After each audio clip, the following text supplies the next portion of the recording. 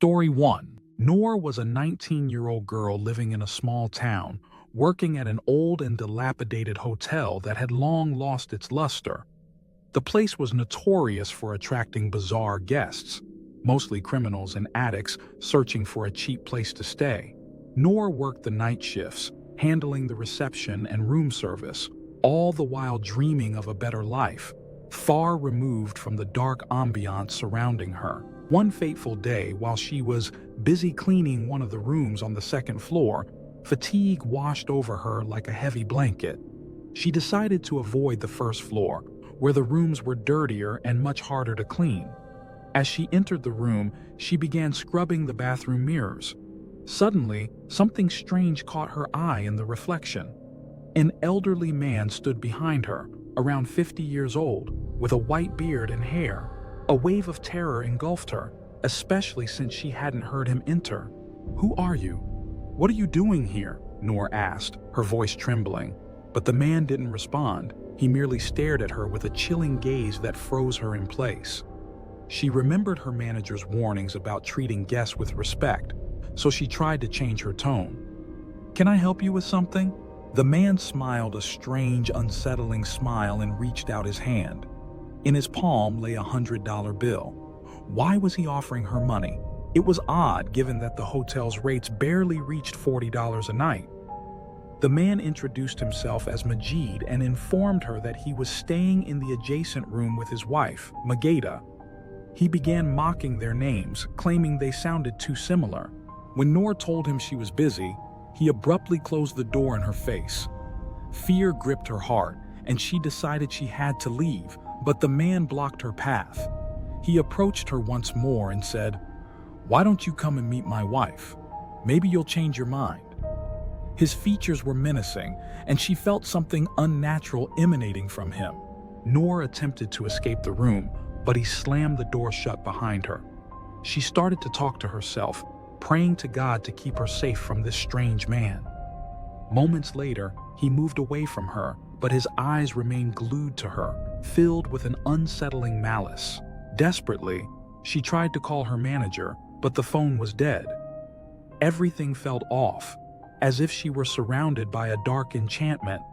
Then she remembered her cell phone was on the floor, buried under the cleaning supplies near the door. Realizing she had to open the door to retrieve it, she cautiously turned the knob and began searching frantically in the room, but the phone was nowhere to be found. Suddenly, she heard the man's voice again, this time shouting for someone else. Her heart raced as if she were being hunted. She bolted toward the manager's office, but heavy footsteps chased her. She had to reach safety. Gathering her courage, she dashed down the hallway, her heart pounding in her chest. She reached the manager's office, burst inside, and locked the door behind her. Tears streamed down her face as she recounted everything that had happened. The manager immediately called the police, and they began investigating the matter.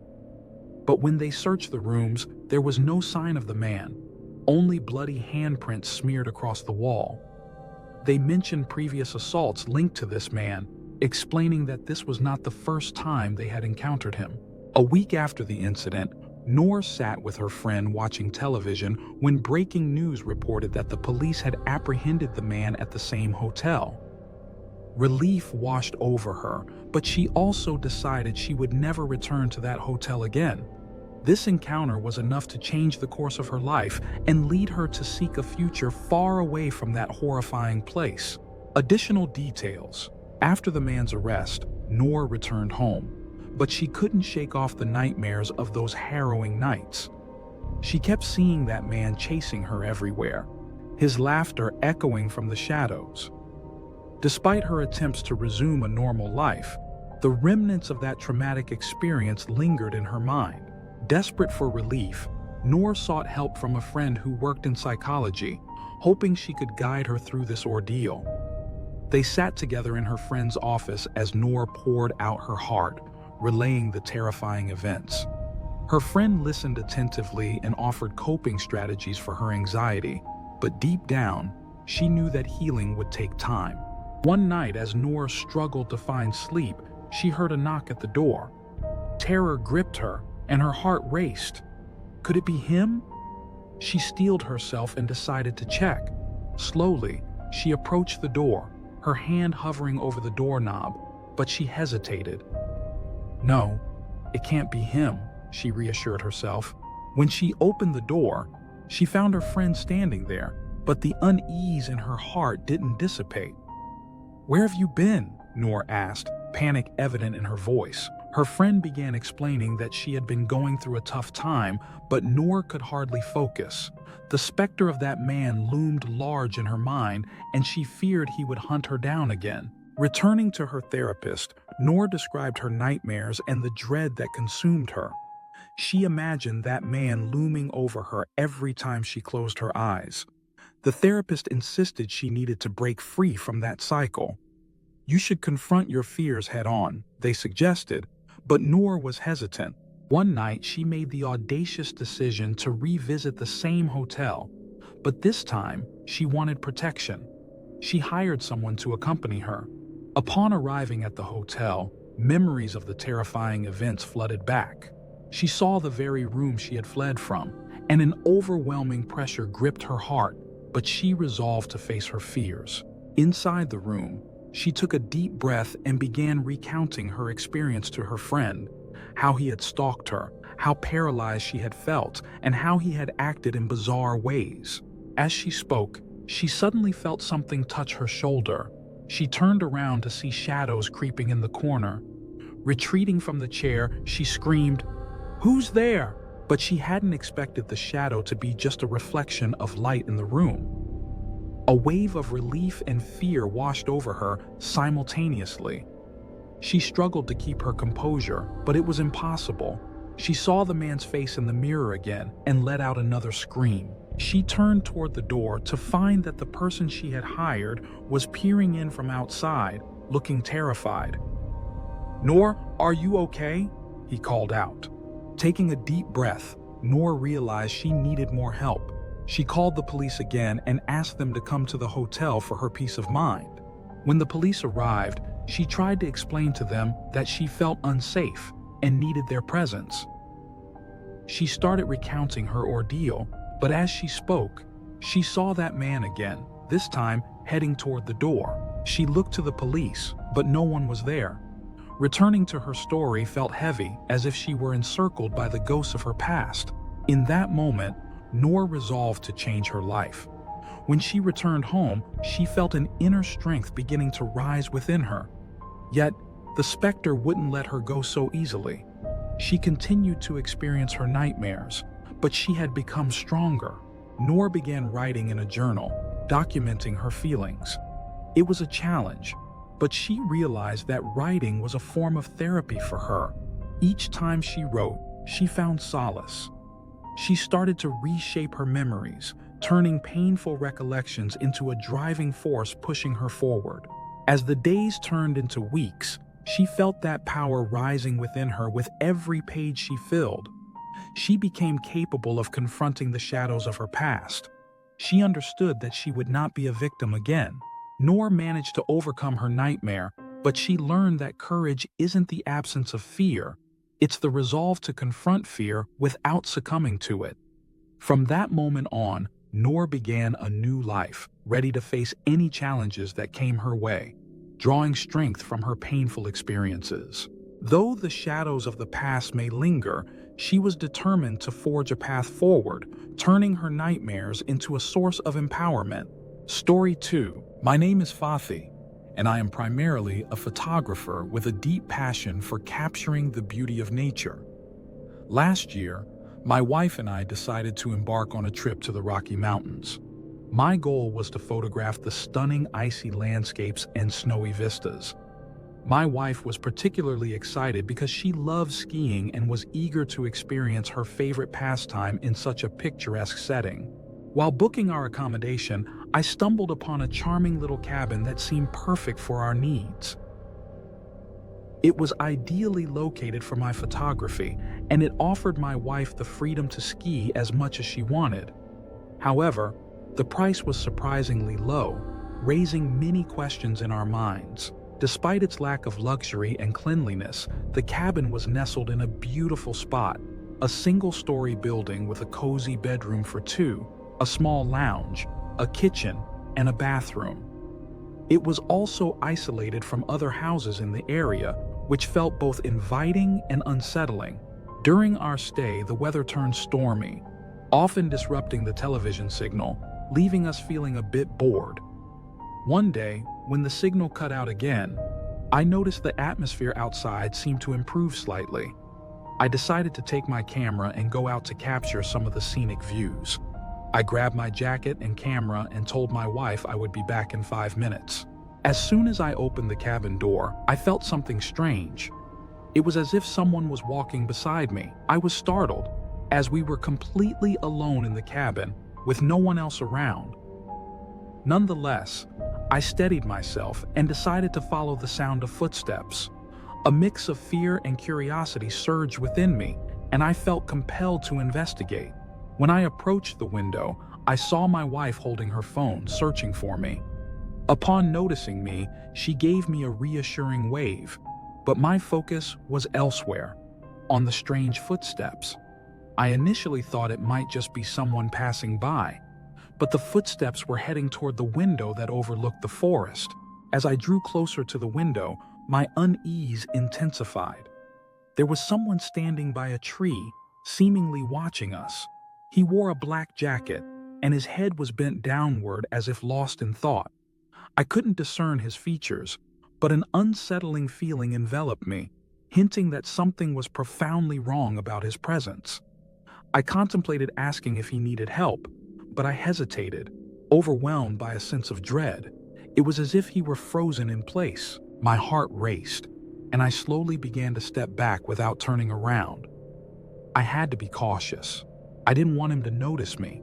Yet, as I retreated a bit further, the urgency to flee gripped me, and I dashed back to the cabin as quickly as I could. Upon entering, I found my wife waiting for me, anxiety etched across her face. There was something in her eyes that told me she had sensed what I felt. As I recounted my eerie experience, I could see her tension rising. She confessed that she, too, felt an unsettling presence in the air, insisting we leave immediately. Though I hesitated to leave, having invested a significant amount of money in the cabin, my wife's determination to escape was unwavering. She insisted we lock all the doors tightly from the inside to prevent that strange man from entering. I reluctantly agreed, securing the doors and windows, my nerves on edge. As night fell, we decided to try and relax, attempting to forget the disturbing encounter.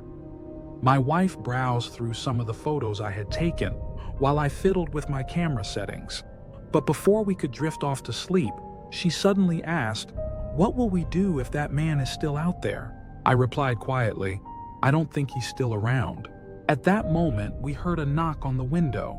We jumped out of bed in an instant. There was no rational explanation for someone to be knocking at the window at such an hour. Cautiously, we approached the window, trying to keep ourselves hidden from view. When we reached the window, darkness engulfed us, but I sensed something, or someone, watching us. Without further thought, we decided to abandon the cabin. We quickly gathered our essential belongings and threw on our coats. Just then, we heard footsteps approaching. We had to move fast. We burst out of the cabin and ran toward the car, peeling away before we could comprehend what was happening. When we turned on the headlights, we were struck with horror at the sight of that man standing in front of the cabin in the same position I had seen him earlier. He was watching us quietly, as if waiting for the perfect moment to pounce. A wave of fear washed over me, paralyzing my thoughts. I felt like I might freeze, but my wife urged me to hurry. We spent the night in the car, trying to make sense of what had just occurred. How had that man appeared in such a remote part of the mountains? Had he been stalking us the entire time? My mind raced with fear, unable to formulate a coherent thought, consumed by dread about the uncertainty of what might come next. The next morning, when we returned to the cabin to gather our things, I found no trace of the man. It was as if the earth had swallowed him whole. The atmosphere was eerily calm, yet I couldn't shake off my unease. The thought that he could be hiding somewhere nearby haunted me. I decided to take some final photos of the mountains, but my heart was heavy with anxiety. The trees surrounding the cabin seemed to whisper secrets, as if they bore witness to the horror that had unfolded. Eventually, we returned home, but the terrifying memories lingered in our minds. It was an unforgettable experience, teaching me that even in seemingly tranquil places, something sinister might lurk in the shadows. Back in the city, I felt different, as if I had lost a part of myself. That trip was more than just a photography excursion. It served as a stark reminder that life holds terrifying surprises, and the darkness can be closer than we think. I resolved to put my camera down for a while and learn how to enjoy simple things without the lens. In the end, that trip was one of the most exhilarating yet terrifying experiences of my life. I realized that fear, too, is part of the adventure. Beautiful places can hide dark secrets, and we must be cautious about what we seek. This story will forever remain in my memory, a reminder that mystery can lie in every corner, and there is always something to uncover, even if it lurks in the dark. In the days following that journey, I tried to return to my normal life, but I found myself checking doors and windows every time I sensed something strange. It felt as if I was trapped between my real world and another, a world filled with fears and unanswered questions. That experience taught me so much about myself and my ability to confront my fears.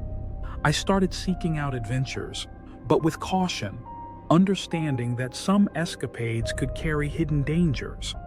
Yet each time I ventured into nature, the memories of that trip would resurface, reminding me that nothing is guaranteed and fear could manifest at any moment. As I continue my life, the echo of that encounter in the Rockies remains vivid. It serves as a reminder that while we chase beauty, we must also be aware of the shadows that may follow us. The mountains, with their majestic peaks and serene vistas, hold tales untold, and some of those tales may be better left undiscovered. Story 3. In 2016, Lubna was preparing to move to a new city with her husband to pursue her master's degree at the local university. She decided to search for an apartment to rent online and stumbled upon an enticing offer for a very reasonably priced unit. After contacting the landlord, they agreed on the rental details. When she and her husband arrived in the city, she attempted to call the man to arrange a meeting. Despite her numerous attempts, Lubna couldn't reach him. Frustrated by the lack of response, they decided to walk to the apartment's address since it was close to the train station. As they strolled along, Lubna pulled out her phone again, hoping for a better connection. This time, the man answered in a peculiar tone. "Are you on your way?" he asked, his voice sounding old and strange. Lubna assumed it was just his age. "Yes, we're standing in front of the house right now," she replied. The man responded in a suspicious tone. "Oh, you didn't tell me you were married." Taken aback, Lubna paused, surprised by his odd demeanor, but he quickly apologized, saying he was naturally curious. "I'm on my way now," he said, before abruptly hanging up. She shared the strange conversation with her husband, who suggested they ignore the man and look for an apartment through a reputable agency. However, Lubna insisted on keeping her word to the landlord, as she disliked backing out of commitments. Moments later, a handsome young man emerged from the apartment they were meant to rent, but his face was filled with terror. Without saying a word, he bolted away as if pursued by a ghost.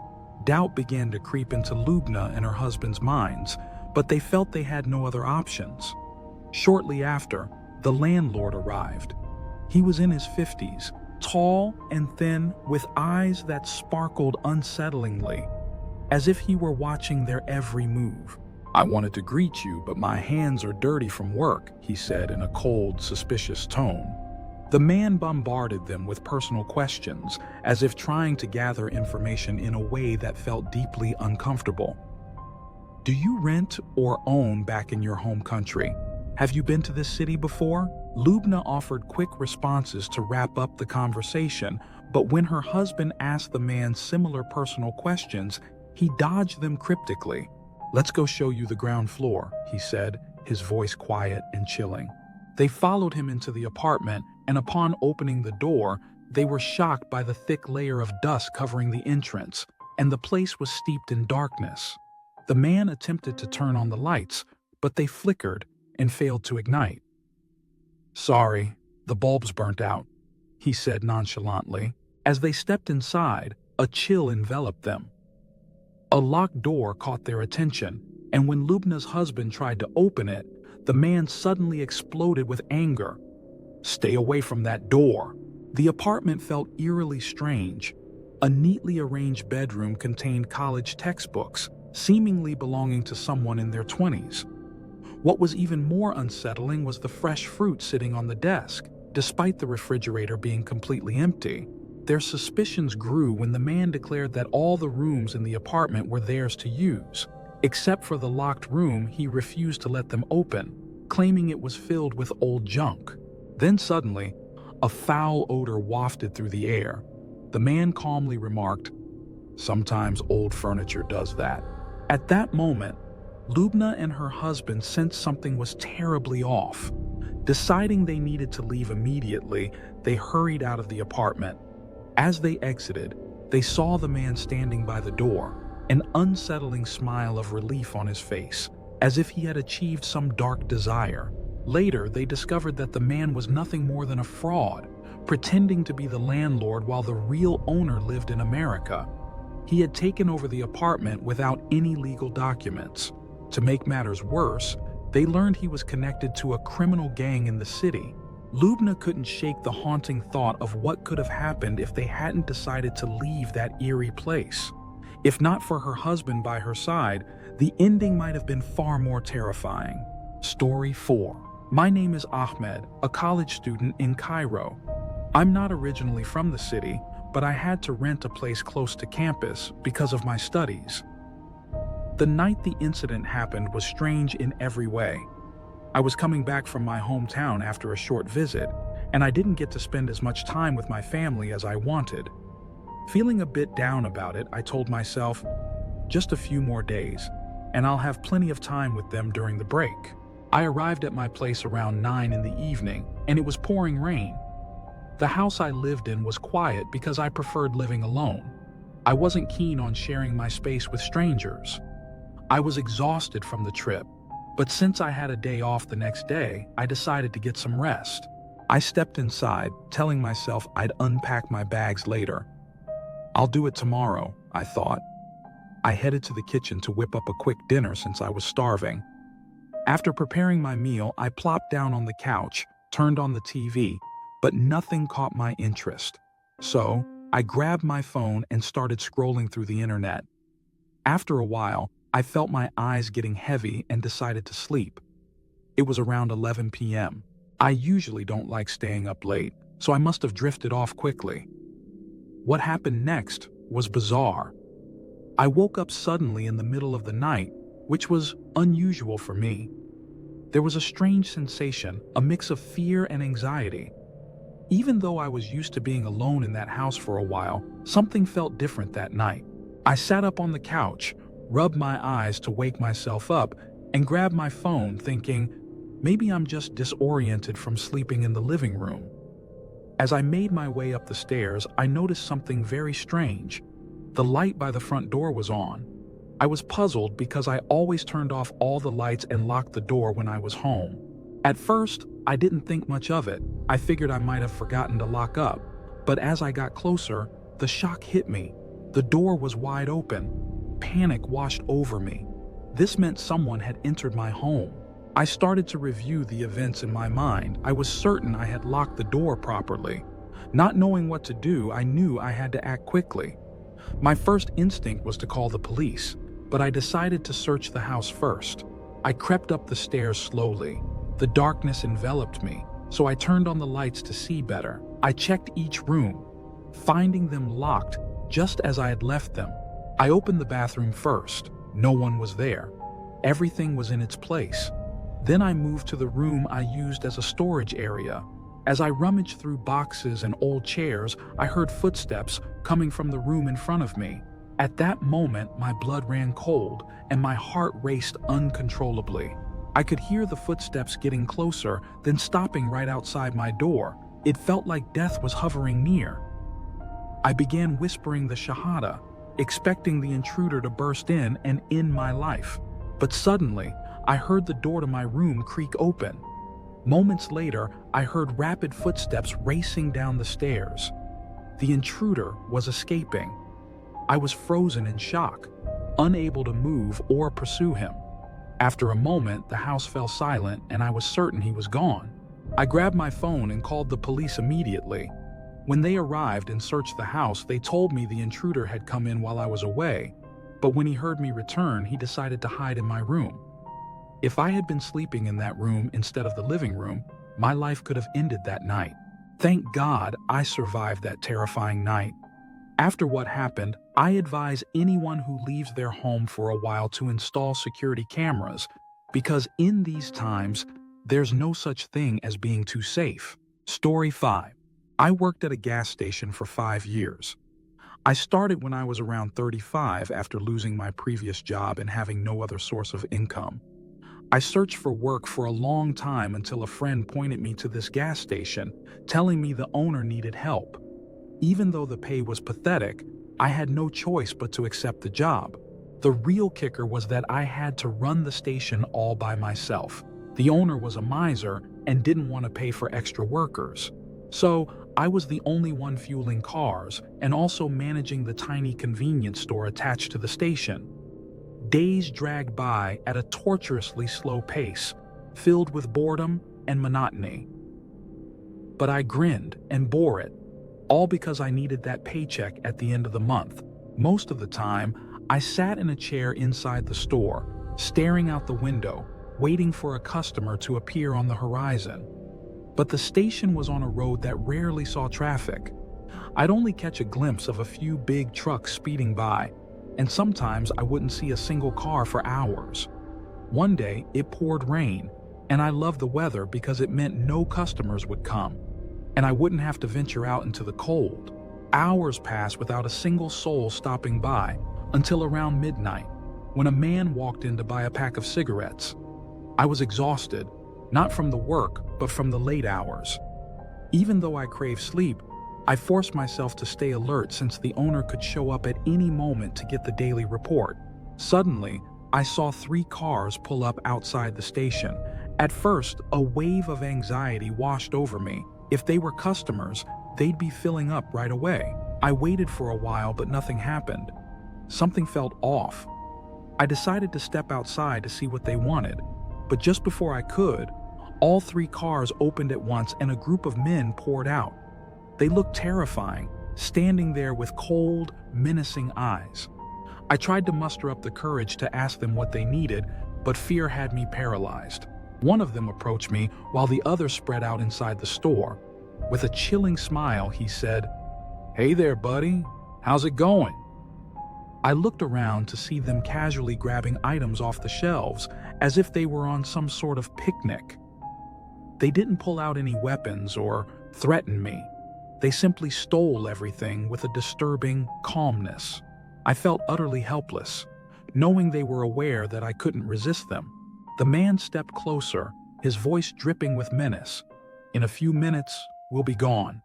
Best you cooperate, or you might just end up as a corpse here. Then the owner will shed a tear for you." His words were enough to send shivers down my spine. I surrendered completely, handing over everything. I opened the register and gave them the meager amount inside, which barely amounted to anything. The man looked at me with contempt, saying, "Is this all you've got? Are you kidding me?" I tried to explain that customers were scarce because of the rain. He smiled and replied, "All right, we'll take your word for it. Later, friend." He signaled to the rest of the gang, and they all walked out with the same chilling nonchalance with which they'd entered, getting into their cars and driving off into the night. Once I was sure they were gone, a temporary relief washed over me, but deep down I knew the owner wouldn't forgive me. Sure enough, not long after, the police arrived and I told them everything. They informed me they had received a report that the same gang had robbed another nearby gas station, leaving the attendant there seriously injured. Years have passed since that night, yet I still can't shake it from my mind. Death had been just a heartbeat away from me. I still work at the same gas station, even though the owner deducted the stolen amount from my salary. When I protested, he coldly replied, "If you had died, I would have hired someone else. But as long as you're alive, you need to pay for what got taken." Story 6. My name is John, and this story has haunted me since I was a kid. It all happened when I was 16. My parents decided to travel for the wedding of a relative, which was supposed to last 3 days since rural weddings tend to stretch on a bit. Since I was raising dogs and couldn't leave them without food or water for that long, I chose to stay home. There was a deep bond between me and my dogs. They were my protectors, and I was theirs. So I didn't feel scared. I knew they would keep me safe. The hours passed quietly until I heard strange noises coming from the yard. Curious, I stepped outside and saw a woman in her late 30s staring at my dogs with an unsettling gaze. My dogs were barking at her fiercely, as if they sensed danger approaching. With a cold smile, the woman said, "Your dogs look beautiful. Can I play with them?" A chill ran down my spine, and an uneasy feeling washed over me, especially since there was a strange smoke smell lingering around her. I hesitated and replied nervously, "I'm sorry, my dogs don't like playing with strangers. They might bite you." As soon as the words left my mouth, her expression twisted into a look of rage, as if I had insulted her deeply. Fear gripped me, and I pulled my dogs inside, retreating back into the safety of my home. Once inside, I stood by the window, ensuring she had left. When I finally felt relieved, I texted my mom to tell her about the bizarre encounter. The woman had been unnaturally scary, and I couldn't understand why she was so eager to play with my dogs. Many passersby admired them, but no one had ever asked to play. Shortly after, my mom replied, saying they were delaying their return and advised me to be careful because the world was filled with crazies. I felt her warning was valid. The world had become a frightening place, rife with crime and violence. Not long after that, I heard the doorbell ring. Instantly, my dogs went wild, barking like they were ready to attack. My heart raced with terror. My dogs only barked like that when there was real danger. I decided to ignore the doorbell, not wanting to open up, so I sat down to watch a movie. Suddenly, I heard knocking at the window. My heart stopped for a moment as I realized the threat had shifted from the door to the window. I feared the woman I had seen in the yard had returned to break into my home. At that moment, I decided to investigate. Slowly, I opened the curtain, and there she was, trying to break into my neighbor's house. Panic set in, and I hurried to call the police. I kept quiet so I wouldn't draw her attention. When the police answered, I informed them about the ongoing burglary in the neighborhood. Just minutes later, I heard the blaring sirens, but suddenly, I heard loud screaming coming from my neighbor's house. I peeked out the curtain again and saw my neighbor struggling to hold the woman down as she screamed that he was assaulting her, trying to lure people to save her. The police arrived quickly and subdued her with a taser, as she was violent and hurling foul curses. Once they restrained her, they discovered she had a knife and a gun on her. When she regained consciousness, she began to shout, "I wasn't here for him. I wanted to kill that boy who wouldn't let me play with his dogs. I was going to take him and his dogs out and burn down his house." I was paralyzed with fear at what I heard. It was clear she wasn't in her right mind. But that didn't lessen the seriousness of her intentions. I felt I had narrowly escaped death, and it was sheer luck that intervened. The next day, my parents returned home. I recounted everything that had happened, and my dad went to check with my neighbor to verify my story. From that day forward, my parents refused to leave me home alone again, even when I turned 25.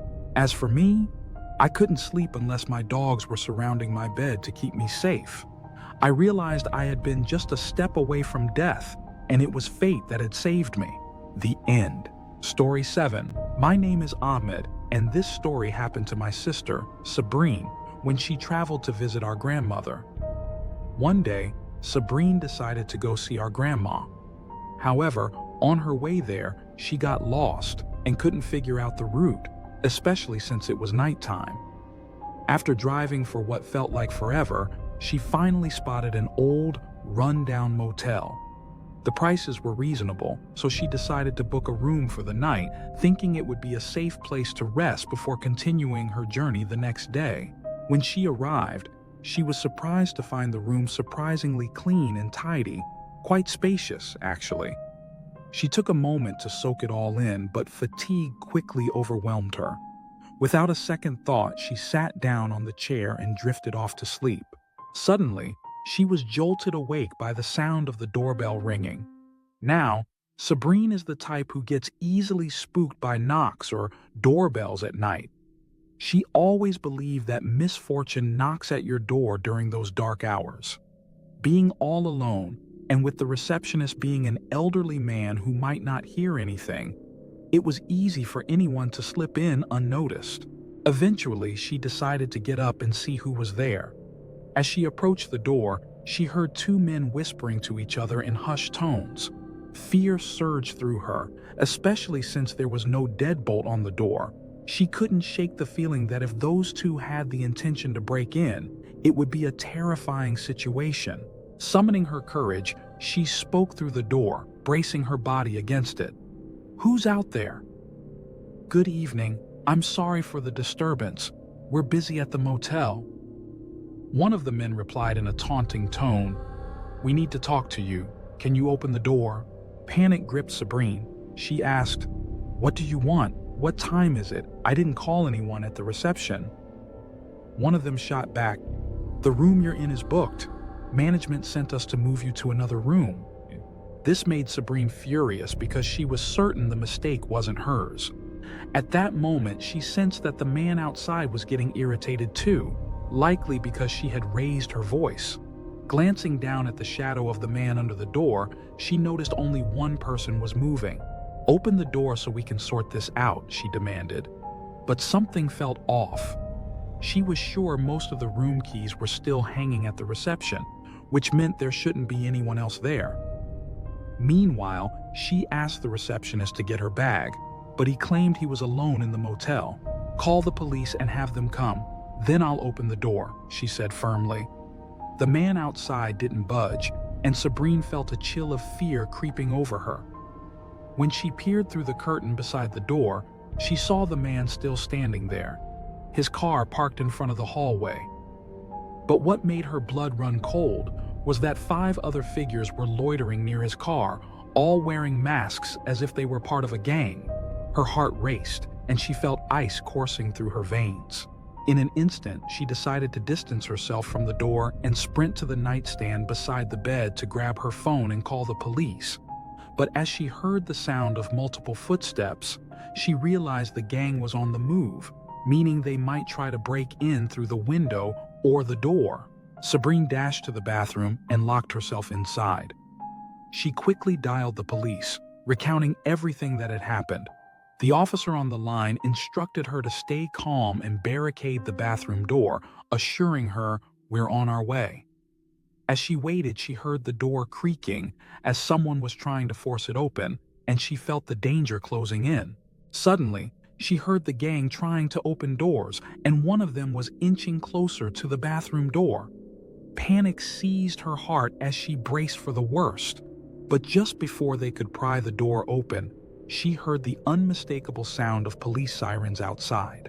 As soon as the police burst in, the gang bolted away in a flash. However, when Sabrine emerged, she was shocked to find that all her belongings had been stolen, including everything in her car. One of the officers asked for details about the incident, and she explained everything that had transpired. After she finished recounting her harrowing tale, the officer reassured her that there were robbery gangs operating in the area, and they hadn't managed to catch anyone yet, but they would work to apprehend them. From that night on, Sabrine swore she would never step outside the house again or stay in any motel, convinced that safety was a mere illusion outside the sanctuary of her home. Story 8. My name is Ali, and I want to share a terrifying experience that happened to my wife, Misa. The story takes us back to when she was 17 years old, sitting alone at home while her parents were away visiting her grandmother. It was a stressful time with exams approaching, so Misa decided to stay home instead of traveling with them. Her older brother, Isam, was studying at a distant university, leaving Misa to spend an entire week alone in the house. One day, a relative came to visit her to spend the day together, but due to an emergency, she had to leave, which left Misa feeling lonely. Although she was used to being alone, that night felt different. A heavy sense of dread settled over her, as if something terrible was about to happen. At 10 o'clock, she sent a message to her mother expressing her fear. Her mother's simple response was, "Lock the doors tightly and go to sleep." Misa decided to follow her mother's advice, but instead of her own room, she moved to her parents' bedroom where the big TV was. She locked the door securely and activated the home alarm system for extra safety, then took her dog, Ra'ad, to feel more secure. But suddenly, she heard the alarm ringing, indicating that someone had entered the house. Terrified, Misa sat on the bed, trying to calm herself down. She wondered who could it be. Her parents were away, and her brother was far. An overwhelming fear took hold of her, and she felt compelled to find out what was happening. Just before she could gather the courage, she heard strange footsteps echoing through the house. She shivered, recalling that her father had hidden a gun in his room. In a panic, she searched for the gun and clutched it tightly, trembling with fear. If it was a burglar, he could be dangerous. She checked to make sure the gun was loaded, ready to confront whoever might enter the room. Minutes dragged by in silence, heightening her anxiety and terror. Finally, she decided to call the police, explaining the entire situation and requesting their immediate assistance. It didn't take long. Within 10 minutes, officers arrived and began inspecting the house for any signs of intrusion.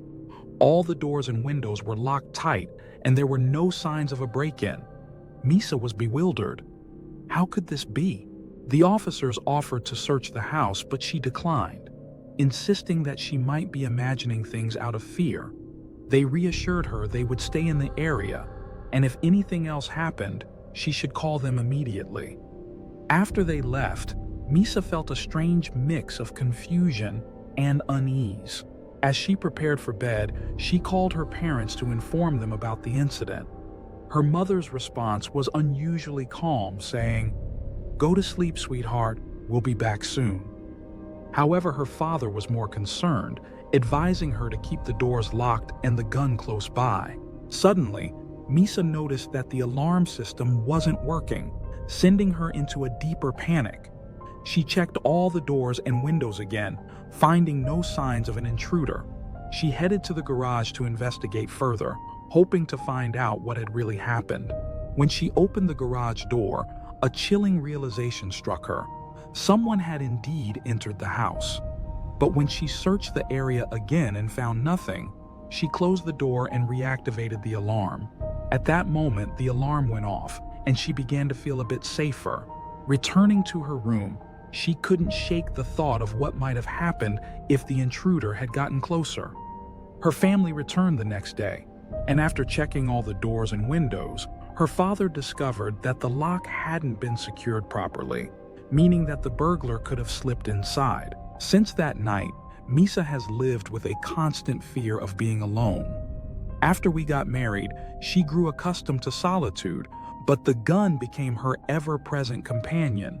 She never leaves the house without it in her bag and can't sleep without it under her pillow. I hope that fear doesn't rob you of your confidence, because losing that confidence means you'll never live happily. Story 9. My name is Adele. I used to work as an accountant at a company, but I left my job some time ago. In a desperate attempt to make ends meet for myself and my family, I decided to list my home in Alexandria on a rental site called Airbnb. The benefits of this platform were numerous. It showcased properties in a unique way. and the commission they took was minimal, meaning I could potentially earn a good monthly income. My house was located in a nice area that was known for its safety and tranquility. Initially, I thought the money I would make from renting out the house would be enough to cover our expenses. But to my surprise, my home was constantly booked, which increased my income in ways I never imagined. So, I decided to rely on the revenue from the rentals, especially since the rates were high during the summer and winter months. As time went on, I began hiring someone to clean the house after each guest to avoid any complaints from the next tenants. I was quick to handle any maintenance issues as they arose. I made it a point to be available on my phone or laptop day and night to answer inquiries from prospective renters. This routine continued for 4 years, filled with stress and anticipation. One evening, I received a message from a man who wanted to rent my house for a week. He mentioned that he and his wife needed a place for their vacation. I provided him with the agreed-upon code to give to my neighbor for key pickup. It's worth noting that I had never met any of the tenants who stayed in my house. I would receive the payments via bank transfer, then clean up after they left.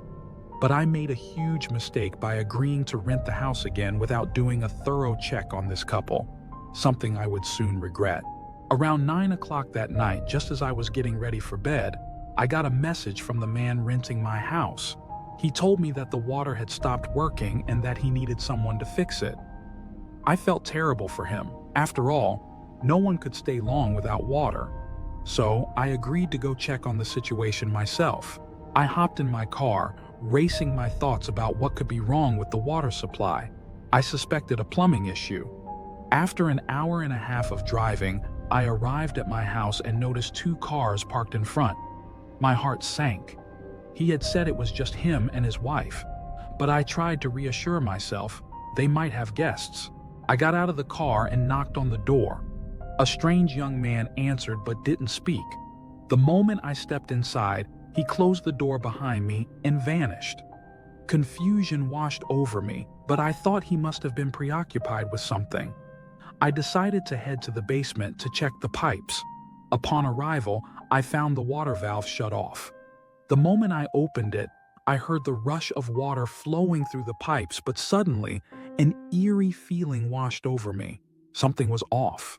2 things struck me: the 2 cars parked outside and the strange young man's behavior. As I was about to head up the stairs, the door swung open, and 3 figures emerged, their appearances terrifying, like something out of a nightmare. When one of them spoke, his voice was eerily familiar. It was the same as the man who had rented my house. But how could he be here with 3 other people when he claimed it was just him and his wife? The water's working now, but someone tampered with the valve, I blurted out, sensing their unsettling glares. I decided to cut the conversation short, saying I needed to leave. But they were watching me intently, and my heart raced as I noticed a gun in the pocket of one of them. The realization hit me hard. I was in real danger. I bolted out of there without letting them know I had seen the weapon. I rushed back home, shaking, and told my wife what happened. She insisted that we call the police because those people looked suspicious and threatening. Using my phone, I contacted the police and recounted the entire ordeal. I waited for about half an hour, and suddenly, my phone rang. It was an officer named Ali, who informed me that the house seemed quiet and there was no one around. He asked me where the spare key was so he could conduct a search. I told him where to find it. When he called me back, he sounded grave. My house had been robbed, and all the electrical appliances were gone. The next day, I returned to my home and discovered that the group I had seen were thieves who had rented the house under a false name. I regretted renting my home deeply. That moment haunted me. I was left wondering what their true intentions were. Did they plan to kill me? Or was there something else they had in mind? I couldn't wrap my head around the entire situation. Yet, I was thankful to have come out unscathed. After that incident, I vowed never to rent out my house again. Fortunately, I managed to find a decent-paying job, and I no longer needed the rental income. I learned a valuable lesson from that failed experience. Anyone is capable of anything. They could have planned to end my life. But thank God, I ended that chapter of my life safely. Story 10. My name is Ali, and I live in Texas. My tale starts on an ordinary day at school. I was sitting in class during a lecture by our engineering teacher, Mr. Brick. Just like any other school, some students were chatting, some were dozing off, while others weren't focused on anything at all. At that moment, Mr. Brick turned off the lights and started the projector, drawing the curtains so that no light would interfere with his presentation. When he finished his explanation, he asked us to open the curtains. I got up from my seat and began to pull them back. Suddenly, I was shocked to see a strange figure standing outside, dressed oddly, and wearing creepy glasses. Its appearance was horrifying. Before I could utter a word, I let out a loud scream. Yet, the figure standing outside remained motionless. Mr. Brick called me over, gripping my shoulder and trying to calm me down. "Hey, what happened? Why are you screaming?" I opened my eyes, stopped screaming, and was surprised to see that no one was outside. Panic began to creep in. My classmates were watching me in confusion, but I was too scared to tell anyone what I had seen, fearing they'd think I was crazy. I replied, "Nothing, sir." Mr. Brick's face showed signs of anger. He had every right to be upset, as I had screamed loudly. He said, "Sit down, and I don't want any nonsense in my class." I replied, "Sure, Mr. Brick." Before returning to my seat, I glanced at the tree one last time, but there was no one there. Rumors of illness. Several hours later, during recess, rumors began to spread around the school about an incident at the nearby Disneyland. Students said a strange illness had resulted from an explosion at a chemical plant in the city. But, as it goes in school, only 1% of the news is true, and 99% is just fiction. While having lunch in the cafeteria, I saw a breaking news report on the TV. The news anchor spoke of a bizarre illness affecting many citizens, with some behaving strangely. The infection seemed to spread among people, and health officials stated that this contagion was turning people into zombies, making them unaware of their actions. I couldn't believe what I was hearing. How could there be an infection that turned people into zombies? Was it spreading across America or around the world? And what about the fate of humanity? Those questions danced in my mind, but I found no answers. The school announced it would continue classes as usual, making me feel neglected. Half an hour later, the same anchor returned to inform us that the government had managed to contain the situation, advising citizens to go about their lives as normal. I felt relieved and thought, thank God. I left the cafeteria and started playing football with my friends. But suddenly, while playing, I noticed a figure standing under a tree in the schoolyard, looking strange. I tried to see who it was, but I couldn't make out the details. I pointed to my friend Dave and said, "Who's that, guys?" Dave looked towards the tree, but the figure ducked away quickly. He replied, "Are you sick today? There's no one there." I felt frustrated, but I couldn't ignore what I had seen. I insisted, "No, I saw someone there." Dave continued to play, not believing me, so I tried to push it aside, convincing myself that I was imagining things due to fatigue. As time passed, recess ended, and I returned to class, where we had an English lesson. But throughout the class, I kept focusing on the window, noticing a group of people moving around the school. I couldn't tell anyone because I knew they wouldn't believe me. The frightening arrival. Mr. Blackwood was reading a poem by Shakespeare, and all the students were engaged.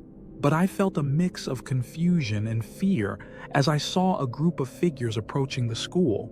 Suddenly, we heard glass shattering from the adjacent classroom.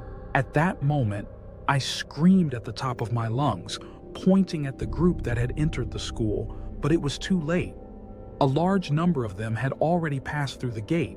A warning blared from the principal's office, instructing students to hide under their desks and teachers to lock their classrooms. Miss Blackwood ran to close the door, but it swung open suddenly, revealing two Disney characters, Mickey and Donald, covered in blood. The most terrifying part was their eerie sounds coming from their mouths. Suddenly, one of my classmates stood up and said, "Hey Mickey, how are you?" She got up from her desk and ran toward them.